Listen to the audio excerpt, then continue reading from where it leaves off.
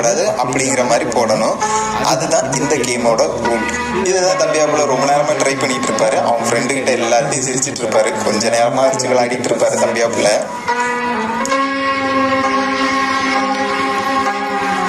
பார்ப்போம் யார் எப்படி ஜெயிக்கிறான்ட்டு.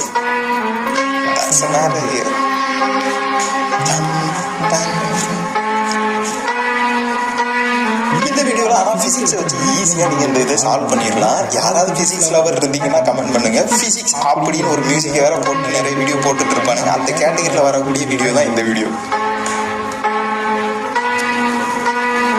செக் பண்ணையாவது இப்படி வச்சுட்டு இருக்கேன்.